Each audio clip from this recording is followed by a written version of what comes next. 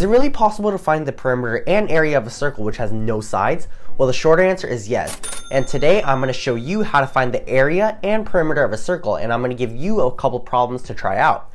Now make sure you stick around till the end to see the tips and tricks that I use to deal with circles. Let's start by getting familiar with the parts of the circle. So first we have the center, and then we have the diameter, which is a line segment that passes through the center with its endpoints on the circle. And then we have the radius, which is 1/2 of the diameter. Next, let's introduce the perimeter of the circle, which is also called the circumference.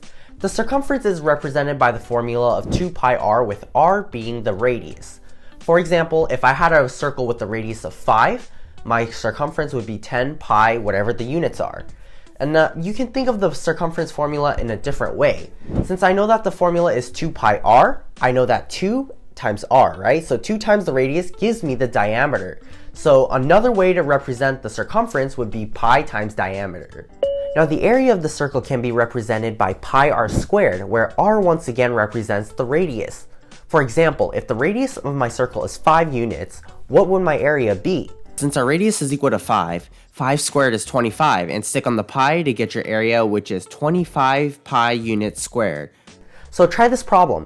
If the diameter of my circle is 6 units, hint hint, I said diameter, not radius, what would my area be? So if my diameter is 6 units, that means my radius is 3 units. 3 squared is equal to 9, and multiplied by pi, that gives me the area of my circle, which is 9 pi units squared. Think you've got it down? Now let's apply the skills for circles that we just learned to a couple of word problems. A square is inscribed in a circle, and if the perimeter of the square region is 64, what is the area of the circle?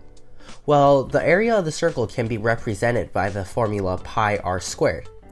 Now, r squared is particularly special to this problem because once you have r squared, you can multiply by pi to get the area of the circle.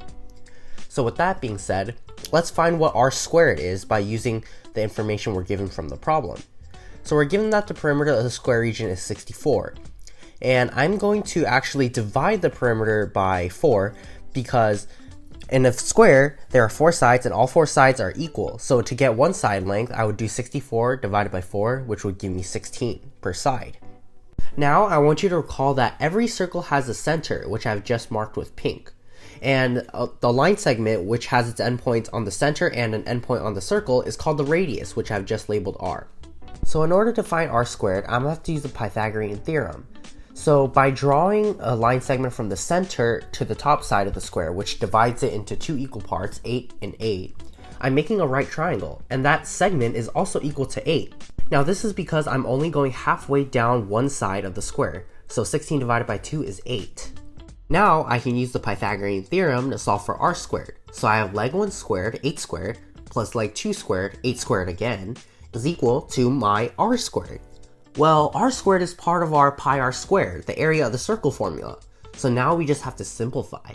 So 8 squared, 64 plus 64 is equal to my r squared.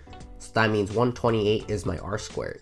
Now I just have to multiply 128 by pi, label units squared to get the area of my circle. Done. Alright, that'll do it for this video, and as always, if you have any questions or want more individualized support, we do offer free instructional workshops at biorithmetic.com/tutoring. Until next time, see you later.